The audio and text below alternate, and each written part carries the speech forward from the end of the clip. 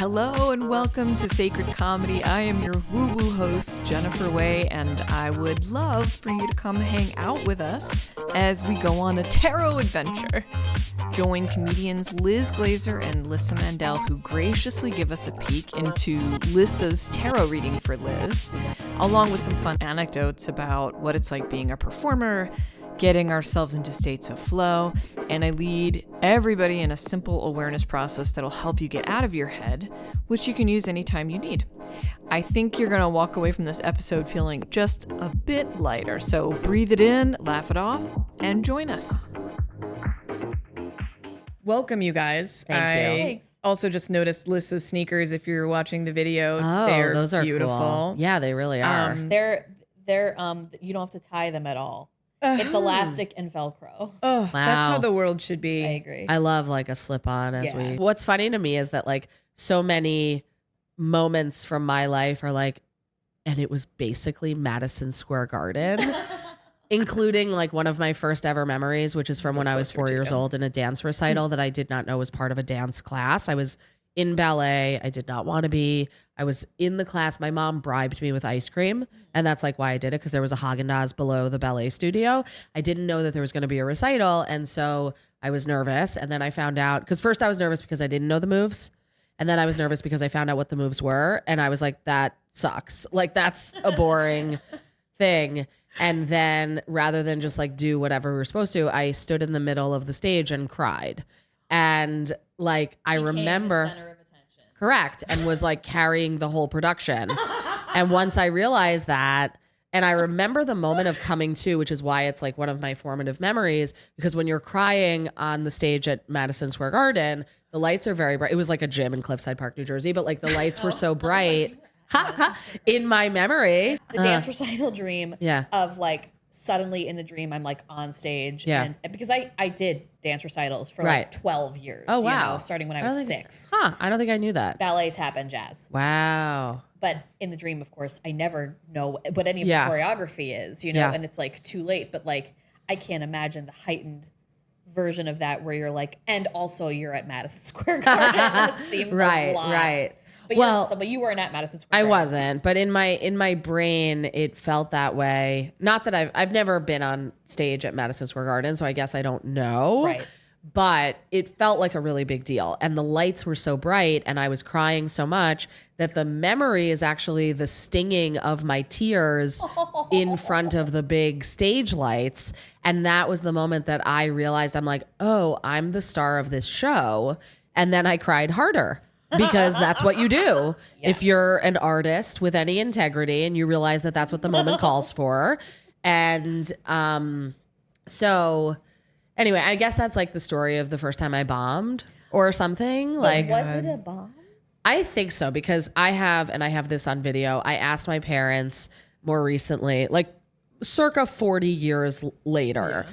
I was like, remember that dance? And I didn't have to say too much before they were like, oh, that was bad. And I was like, wasn't it like funny? And they're like, no. And my parents are very funny, but have, I would say, not that good of a sense of humor. I mean, my dad's dead, so his sense of humor is terrible. But no, but like they are funny characters. Like they're sort of like, I wasn't a huge Seinfeld watcher, but like, is it George's parents who are the cantankerous? Like, yes. They're like that.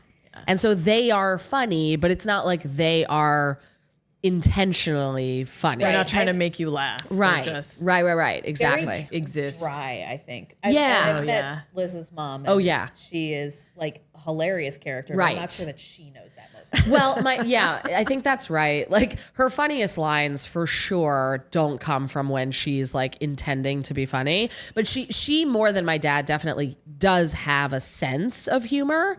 Like, gets it. Yeah. But whereas my dad was hilarious and like, it's like, oh my God, he has no idea that this is the stuff. My mom yesterday, literally, she was at the rabbi's study, her rabbi, whatever class. And I was like, what'd you do today? Went to the rabbi's study. How was it? Good. What was it about? Sex. And like, it was so like, she just will drop that kind of a bomb. Like, Did you ask further? well, no, because at that point I'm like, I had to make the tough call of like, I know if I dig a little deeper, there's definitely more material in this conversation, but do I want it? Yeah, true. You know? So yeah, I didn't, but Feels very self-aware. of me Yeah, or her? of you. Oh, thanks. Yeah. I mean, yeah, I was just like, okay. Set this boundary before we go any further. Right. And I don't know. I mean, my parents both, like, it's not like they're freely chatting about hard topics. Like, that's such a thing from my childhood. And this is, I mean, so I'm 44 and that is relevant because when I was an adolescent, I knew I was gay. That was a secret. Because like I went to Orthodox Jewish day school and my parents were less observant at home, but definitely I knew they were not like into sex or definitely gay sex or whatever.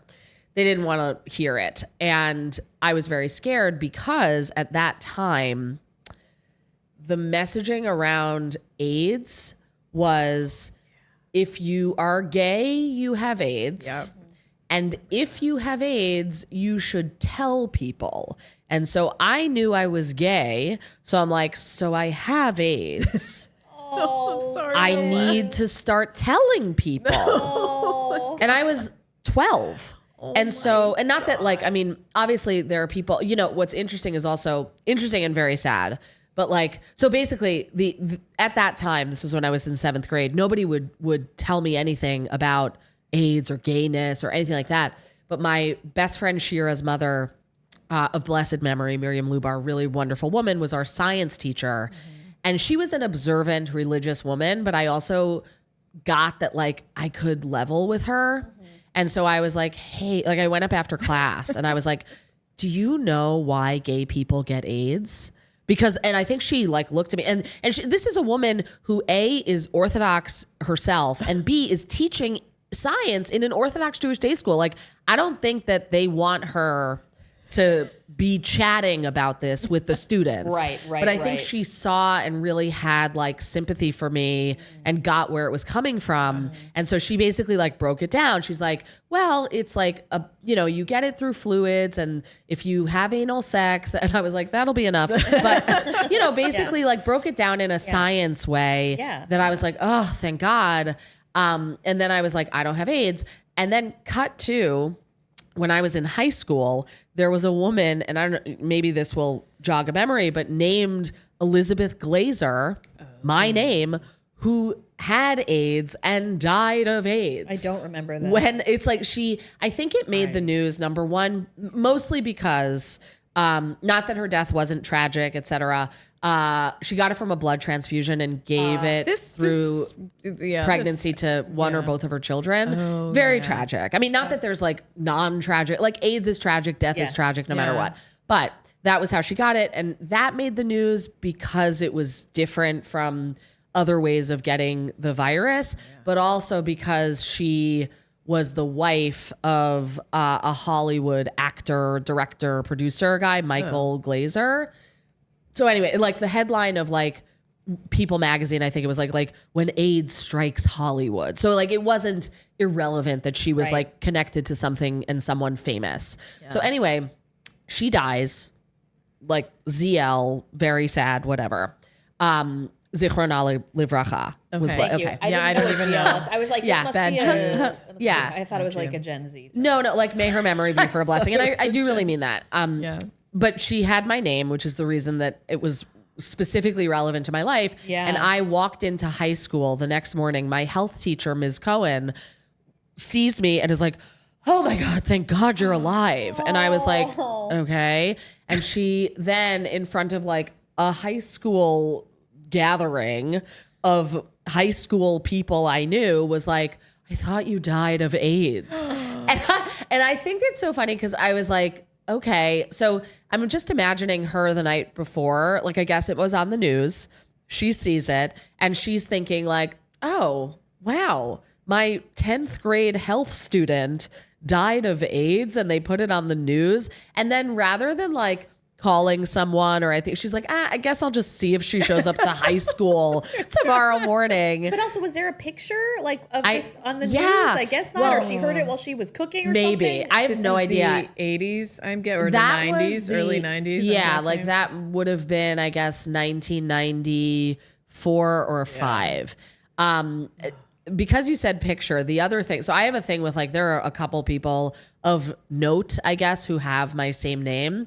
And there's a woman, Liz Glazer, another woman who, or I mean, person, I don't mean to assume gender, but like, well, she kind of also looks like me. So that's why I say that. But anyway, she has some government position and teaches law, which I used to do. And like, so we kind of like ran in somewhat similar circles. She just started comedy. No, but but so I've been like getting some emails of hers. Like as early ago as last week, like I got an email for her clearly. But anyway, she got moved from one position to another position. Like when I was still in law, and the story about her was on the front page of the New York Law Journal, I think when she joined Governor Cuomo's office or something like that. And the article is like all about her and her credentials. There's a picture. The picture is of me. No way. Literally. So it's like a thing with, people and my name. But we started talking about that because of sex and AIDS. and that was, and my mom. Yeah. Right. Yeah. Oh, well, welcome to the I mean, I was like, and welcome that's to the cold open. That's the cold open. I would love mention. for you guys to just introduce yourselves and sure. tell us who you are. Yeah. So we've got Lyssa Mandel. Hi, I'm Lyssa Mandel. Hi, I'm Lyssa Mandel. And I what do you want to hear? I think that I'm on this show in the capacity of tarot reader. However, I am also a comedian, though So I've much been, more than any Thank words you. could describe. I really appreciate that. Yeah. I'm a multi hyphenate. Yeah. I'm a writer. I'm an actor. Yeah. I'm a podcast host. Yeah. I'm a seeker and a mystic, and you can't put me in a box. The Yeah. end. Love it. We'll put you in a circle. Yeah. And Liz. Oh, yeah. I'm Liz Glazer, and you may know me from the New York Law Journal or Dying of AIDS. But I'm me, and this one, not the other Liz Glazers. I'm a comedian. Yay. Yeah. Well, we've got you guys here today because Lyssa's going to be doing a tarot reading. Perfect. And we're really just going to get into kind of your life, any questions that you have, Okay. any things that you're looking for. And again, this is, we're looking for, we like to delve into the sacredness of comedy. Yeah. And also the hilarity of spirituality. Totally. So I love that. And also, like, I totally. And your spiritual journey, especially. Oh, 100%. And I so appreciate that this is like being filmed and recorded in, and on purpose, because in 2015, I live my life like I'm Mark from Rent. Okay. Like, yeah. December 24th. Yes. I have a friend who watches it every December 24th at whatever. Is it 9 p.m. 9 p.m. Right. Eastern Standard Time. Eastern, right, exactly. Turns Here it on on. in, we shoot without a script. Ha! Yeah. I'm not going to continue. Oh, wow. I love it so I much. have no idea what you guys are talking Rent. about. It's Rent. the I mean, opening. I know what rent Yeah. is, but I never. Yeah. So, Mark records everything. correct. And Okay. yeah. And I'm not a person who, like there are many, will like do the selfie story. Like I don't do that, but I do like my family at brunch for like years. And I have all this footage. And, like during the pandemic, I really like dug into a lot of it and was like we have videos. We have, know. I treasure those memories. Yeah. Yeah. Yeah. And I have them. I pay for storage for them every month. I'm sorry. No. I don't mean that at all. Just that give way. her a couple of bucks. We'll just call it. No. I monthly. absolutely didn't mean it that way. I just mean like that I don't know exactly sometimes what I'm holding them for, even though like I've made some, compilations of them and stuff like that, and have plans to continue doing that, and realized during the pandemic that I'm very happy when I sit down and like dig into them and make something from them. And then also, and this is really getting to like, if I have questions or what I really want blockages to go away about, it would be like, I know that activity is really satisfying and joyful to me. And yet there are lots of days that I don't do it, you know, even though like I'm so in flow and all of the stuff that I've ever read about a state of flow come when I'm doing that stuff, you know? But I don't really do it as much as I think need to.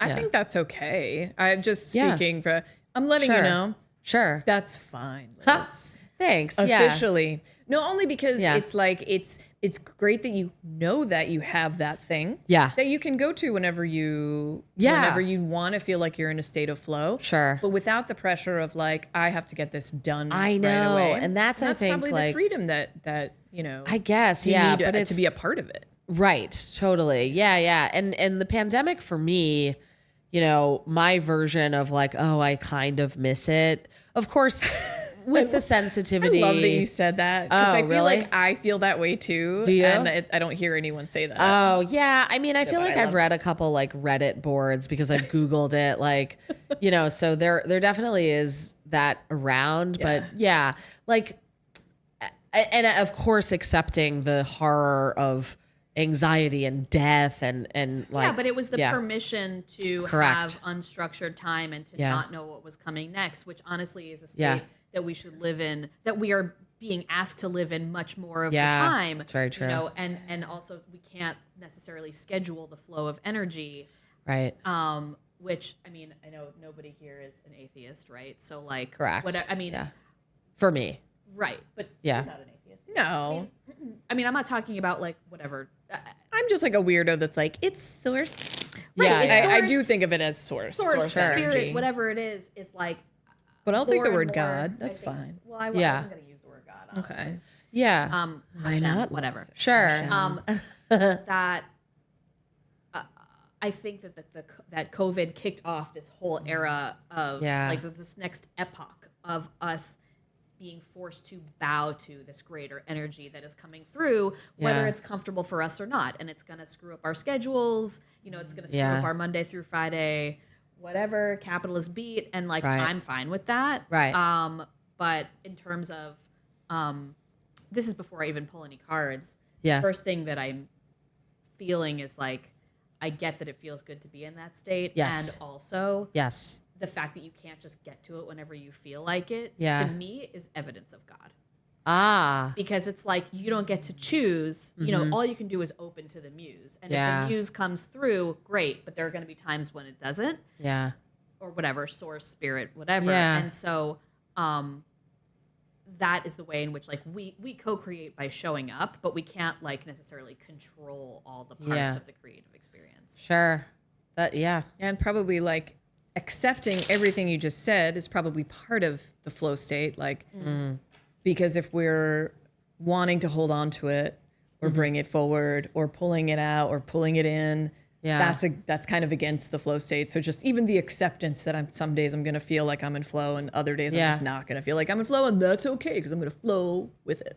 Yeah. Whether that's being down at the bottom of a pit, which is honestly how I felt most of 2023. This is a fucking shitty year.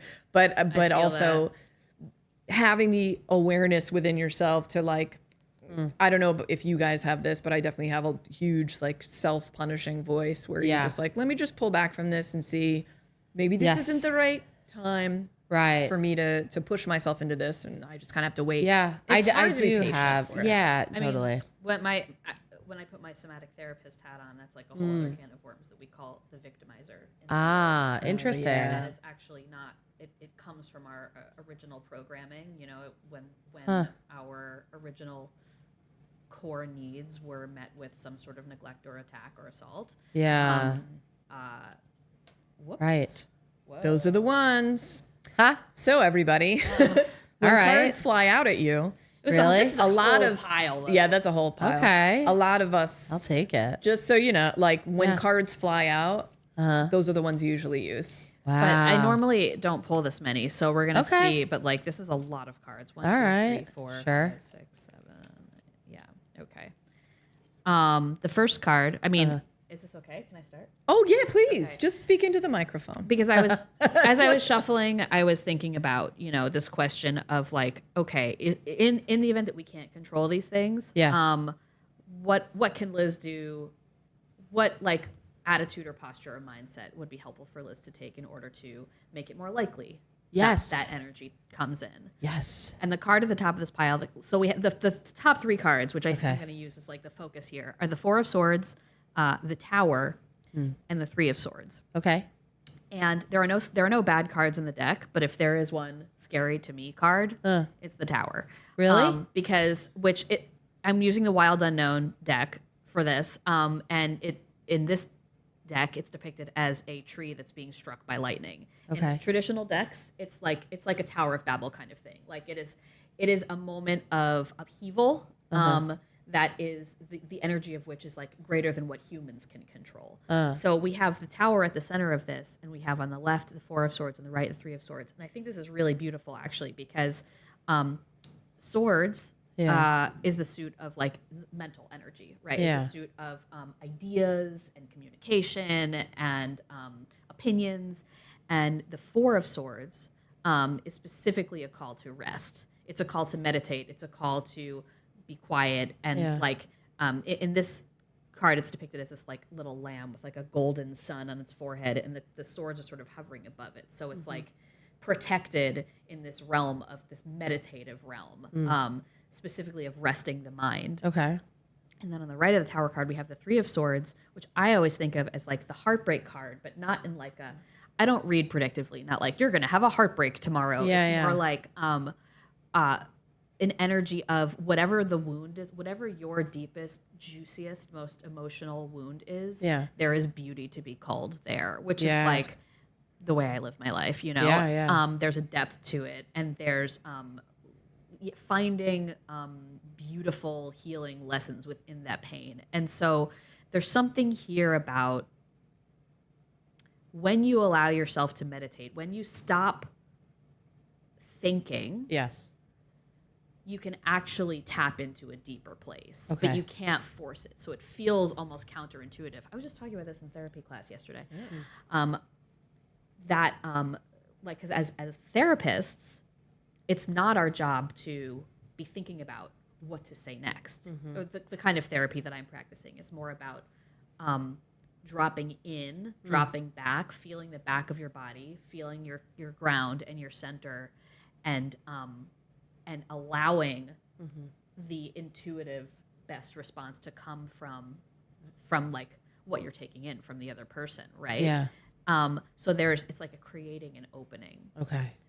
And that's the only part you can control. Yeah. And when you create that opening, the lightning can strike. So I don't know what your practice, I know you have a lot of practices, but I don't know what your practices are of, because you're such a mental I am such mental. a mental person. You're such a mentally fast person. Okay. And which is great. And like your mind and your sense of logic and reasoning and putting the dots together is what has like protected you and kept you safe and gotten your needs met for a really long time. But what would it be like to say, hey, mind, like I see you're there, I appreciate you, and also I don't need you for this part. Yeah.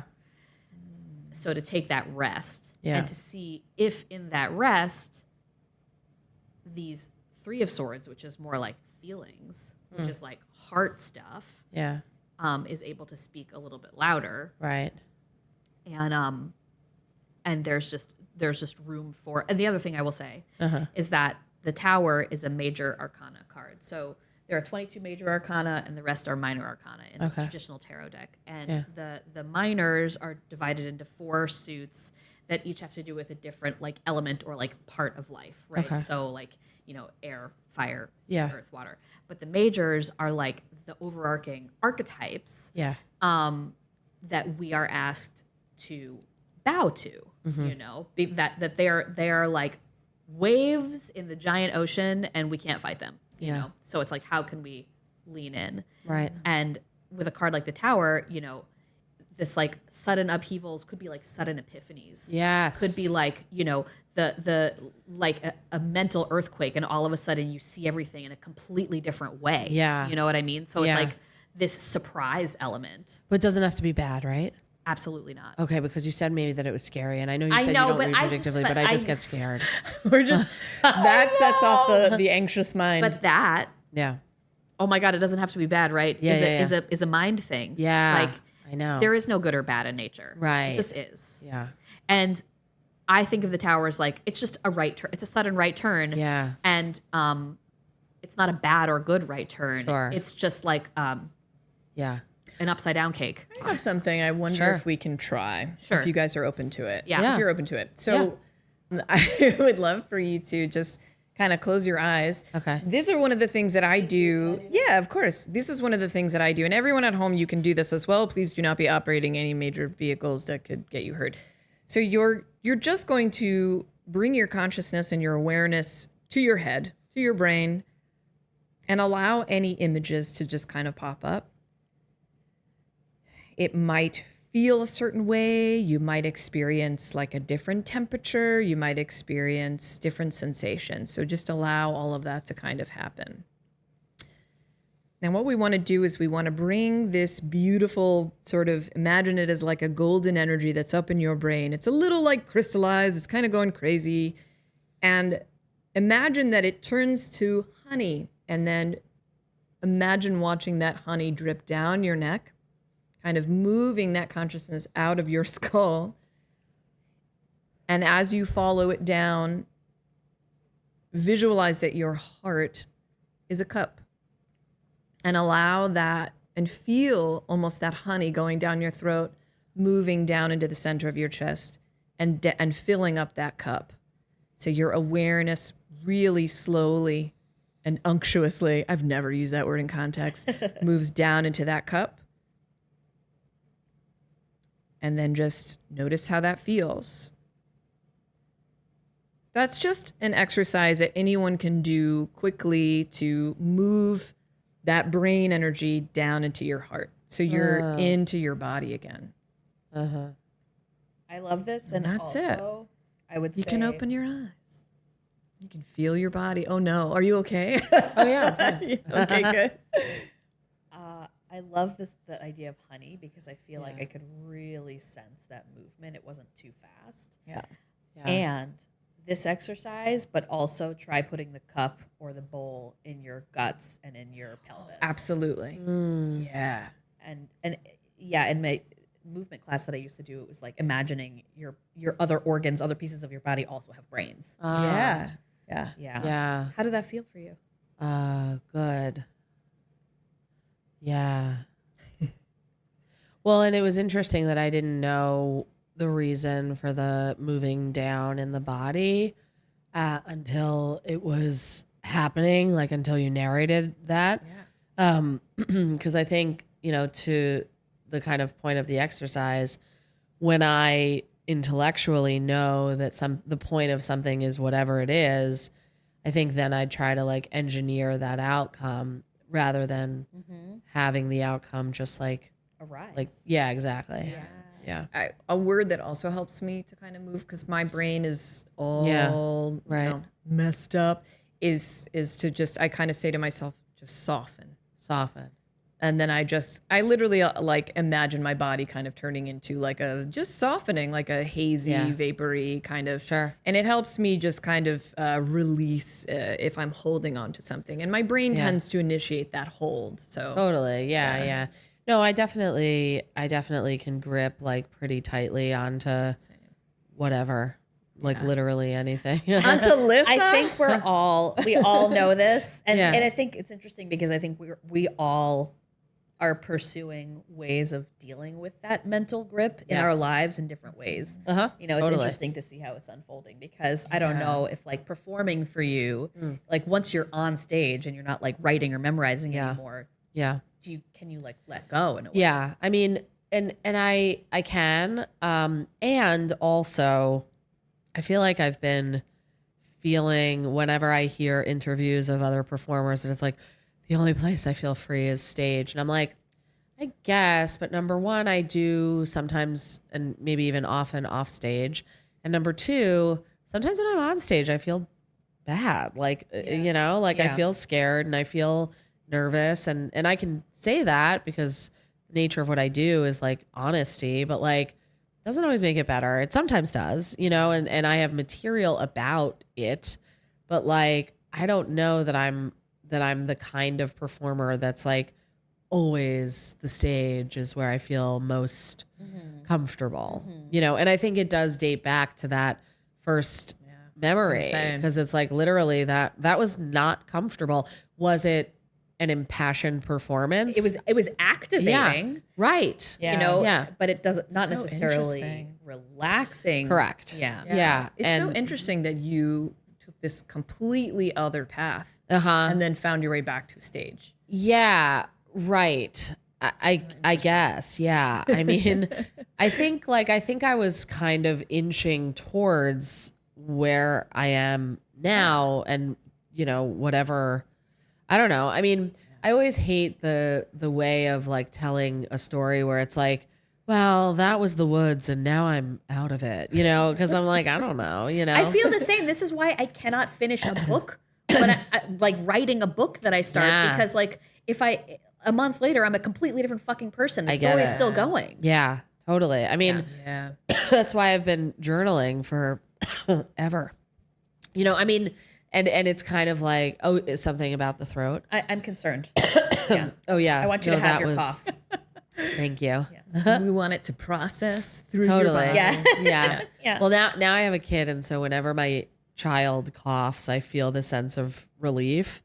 Because I'm just like, get it out. or pooping too. Oh yeah. My God. First of all, I've never been like, I'm not in general, haven't been someone for whom like poop is a topic. I'm the same.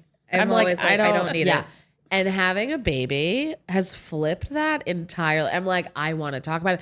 Karen and I, my wife, we talk about poop constantly. See, this is what the tower card is about. Really? It flipped your perception. No, not really. It flipped your perception of poop on its head so suddenly. Yeah. Totally. So Tower card. Yeah. But it's like I used to like if we were having dinner and somebody has like a disgusting story that involves poop, I'm just like, ew, like why are you talking about it? Right. Like just stop. And I realized that this changed because when I had a kid and then especially when they're newborns, you can hear the poop because they have this like, and it's like, and then they I'll just kind of stop and they're like, right, totally. You see their faces turn red and you're like, 100%. oh, here we go. Yeah. Here it comes. And with solid foods, it gets a little bit different from that. But whatever. Anyway, and I realized that I didn't feel the same about poop because I was eating, heard that, and I was like, oh, let me get that. And then like changed the diaper, which was disgusting, and then went back to eating. Like at this point, it's basically dip. Like it's like I could just use it as a salad dressing. Before I had kids, I witnessed a friend pulling his little baby, like a year or 2 years old, and just grabbing his butt and just sniffing the diaper. And I was like, oh, that's disgusting. But that's what you got to do. You got to sniff a butt all the time. All the time. Like a diaper, it's Yeah. Because you need to know what kind of poop you're getting into. Totally. Is it right? All right. Yeah.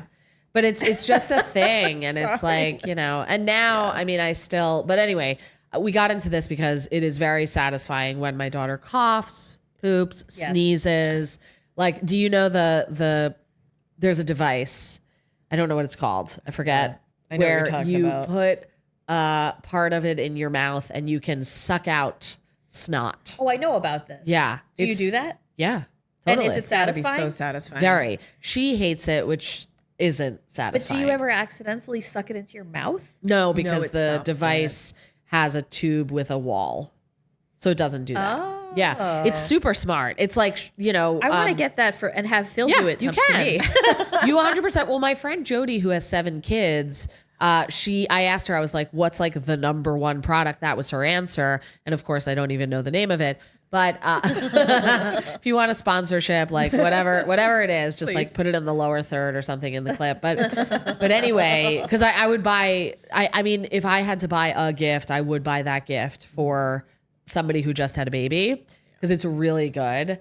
And but Jody, my friend with 7 kids, said she loves it so much that her kids now are in their teens and like sometimes are like, can you do my For real? Yeah, because it's so satisfying. It gets it out, you know, from the depths. But I mean, babies, I don't know about all babies. Everybody's different, but like my daughter does not enjoy it. Yeah. But then she can breathe easier. Yeah. So then it's like, we got to do it. This is the beginning of her learning about like short-term discomfort for long-term, you know. Yes. Comfort. Welcome to 100%. life. Right. Yeah. Exactly. Yeah. But I mean, you know, I feel bad whenever I do it. Just to Yes. what's the rest of the cards Oh, that yeah. you pulled? So the rest of the cards that fell out, Yes. because there were 5 others. These These are are the the cards cards that chunk. wanted to come out. Yeah. We have, for the listeners, the Chariot, the Page of Cups, the 8 of Pentacles, the 4 of Cups, and the 9 of Cups. And I feel like to summarize this. Yeah. Because I think the main message is here, right? It's like quiet down in order for the inspiration to strike. But then there's the other thing around this creativity, I think, like once that inspiration does come through, the center of it is the 8 of Pentacles, which I think of as like the card of like mastering a craft. It is like the sitting down and like maybe tedious, but repetitive, meditative of just doing the work, weaving the web, right? And around that we have 3 Cups cards, and Cups is the suit of like heart and emotions and feelings. And the Page of Cups, which is like a sense of like newness, like wide open eyes, like a child, basically having the range of all of the feelings without yet having made judgments or labels or interpretations around those feelings. Just like allowing the feelings to be there and allow yourself to be surprised by them and curious by them. So we have this Page of Cups. We have this 8 of Pentacles with like, okay, so we have these really like sweet, raw, guileless feelings. We have the desire to really sit down and like do the craft. And then it's capped by the Chariot, which is really just forward momentum. But again, it's a major arcana card. So it's like wind beneath my wings. Like once you're in this state of like getting down into the nitty gritty to just like let the energy carry you. Like that is what I think of like a flow energy. And then we have the 9 of Cups, which is the beautiful like wish fulfillment card. So like that feels connected to the Page of Cups, where it's like keeping your whole self like open to the feeling of freshness, newness, and like allowing yourself to believe in magic a little bit, like the magic of the creative process, and allow yourself to be carried by it. And then the only other one here is the 4 of Cups, which I think is about just like, I mean, in this context, you don't have to like scream and shout about it while you're in process. You can kind of keep it close to the vest and just kind of let it marinate inside of you. You do your work, you know, and you treat your work with this beautiful respect. You hold your creative work like a little baby, you know, and you let yourself connect to it from a younger, more childlike place. That's such a beautiful reading. Thank you. Does it resonate? Yeah, it does. You know, I mean, we're recording this in the month of December, and as such, the tendency to think about like a year's end and looking to a year's beginning, and therein thinking of like practices that I'd like to make more a part of my life. And I say that as opposed to like resolutions or goals or whatever. Not that they're not that, but you know, to think of it rather than as an outcome driven thing, to instead think of reincorporating a regular meditation. I don't know why I put the inflection there. Meditation practice. that's something that I have had in my life. Like when we were living in Los Angeles, I was like, I went to the Transcendental Meditation Center that was near my apartment and like was a pretty active participant there. I mean, it's really, it's amazing. I remember saying that practice made me feel the regular practice of that meditation. I'm not trying to say like it's better than any other, whatever. It was just what I was doing. It made you feel, is that the end of the sentence? It made me feel, yes. Yeah. No. There's a rest of a sentence. Oh, because I thought that was going to be beautiful. I'm like, great, then do that. Yeah. No, and I knew what you were getting at. And so I'm like, yeah, that would be a fine end to the sentence. But that like my ability to have consciousness along a variety of different streams of thought was better. That it was kind of like, those like multi-lane highways. And I don't know. I mean, I'm not somebody who has like a specific fear of them, but I get it. Like my mom is always like, I don't drive on highways with more than these lanes and these cars and da-da-da. I'm like, Toby. If there's an HOV lane, like I can't. And if there's this number of minutes between an exit, I can't. And she's never driven in LA, has she? For sure not. I mean, I don't know her whole life. Yeah. I'm pretty sure the answer is no.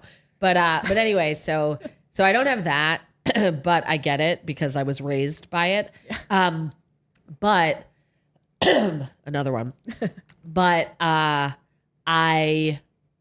remember feeling in a regular practice of meditation that all of the different strands of thought, the different lanes, and I have a lot of that kind of erratic thought behavior, were able to coexist more smoothly as though I was able to weave in and out of them. I'm picturing in my head the strands, the braids of challah. Yeah. Like unwinding.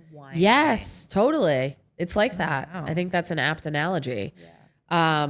So anyway, but yes, so it does resonate, to finish the answer to your question, Jen, because as I've been thinking towards the new year, I have been, it's like you want to give yourself credit, I guess, and pat yourself on the back for the things that you have been doing. Perhaps I do. And, I'm like, okay, well, I've been performing more and I've been, progressing along in terms of that. And that's good. But like, what are the things that I feel are missing? Mm-hmm. And I do think it's that like really sitting down, really like hammering away and like having that, when you said, Lyssa, that like kind of regular weaving practice, there's something always that's so comforting to me. I remember when I was a kid, I was always the first on the bus and last off the bus. And I went to school far away from my house, which meant that like often during the winter, it was dark when I left and it was dark when I went home, which meant that I was alone on a little school bus looking into homes that I could see the inside of because it was dark outside and there'd be lights on. And I remember really enjoying when I would pass certain homes because their offices lights were on. And I just imagined, like, wouldn't it be so relaxing to be in that house, which was probably just like my house. Used to do the same really? Thing. Yeah. And like what kind of work flow life might I enjoy? I loved imagining myself in this like cozy work environment. I mean, like when I was little and I was envisioning living in the city sometime, I always envisioned myself in a high rise somewhere on the Upper West Side. Yeah. And all the other lights were off. My light was on because I was busy I thought I was going to be a lawyer, by the way. Interesting. So with my containers of Chinese food and my papers and just like really just digging into it. You know, that was like my fantasy. Yeah. Oh, that's so interesting. I just thought I'd wear a lot of blazers with shoulder pads. That's all I ever envisioned. Yes. Totally. Yeah. Tease my bangs up. I get both. And I love that you also had those kinds of fantasies specifically. But when you were talking about the weaving, and it's like, it's an interesting thing to me, and I want to keep it at interesting, that it is my fantasy, and yet I won't, for whatever reason, sometimes allow myself to live it. I get that, because there's maybe some pressure around it because it's an an old fantasy, right? Yeah. So like there's a lot of like little Lizzes that the stakes are kind of higher than maybe you think they are. Right. You know, so like when you sit down to work, like, are you expecting some kind of extraordinary epiphany to come out of it? Or can you allow for it to be just the mundane weaving? Can you allow for it to just be the process of it? You know what word was coming up when you guys were talking, when we were talking about that, was the word definition. Okay. But definition in all the ways. So definition in like, this is your definition of working. Yeah. Or working hard. Sure. And also defining something for yourself in your life. Yeah. And like giving it that more of a crystallized, defined view of it. Right. Well, because certainly when I was imagining like what went on in those houses, I wasn't like imagining somebody like drafting the final letter of the Constitution. It wasn't like, and now here's the thing. It was really about the sitting and the doing. Just the state. Yes. And so that's interesting because it could have been anything. And I've never thought specifically about like, you know, what part of the process did I imagine, if any, that these fictional people were in? Yeah. You know? And like allow for the fact that this past year or whatever has been more like you have gotten things done. I'm putting in quotes, but like the production like bringing was like, a human into the world. Let's I mean, that's major. But like Sure. all of your work, I mean, you know, all of your That was comedy work mostly me. has been external, and like that's what society recognizes as the work that we do externally. And I feel like what this is calling you to, maybe just for this, like, you know, birth canal into the new year, is to remember that all of the internal work that's going on is just as valid. It's only that only you can see it a lot of the time. Totally. Yeah. That's really lovely. I think we might wrap it up there. Great. You guys. Nice. That's This awesome. was really so beautiful amazing. and wonderful. I would talk to you both like this anytime. And that's I love that's it so the much. danger. I'm like, I need to make these episodes more like 2 hours long because it's great. It's so great. Perfect. Yeah. But you guys, thank you so much. Thank you. And Thank you. we'll have all of your information down in the show notes. Great. And we'll talk to you more in the new year. Thanks for holding the space. Yeah. Yes. Absolutely. Thank you. Thanks, everybody. Thanks for watching.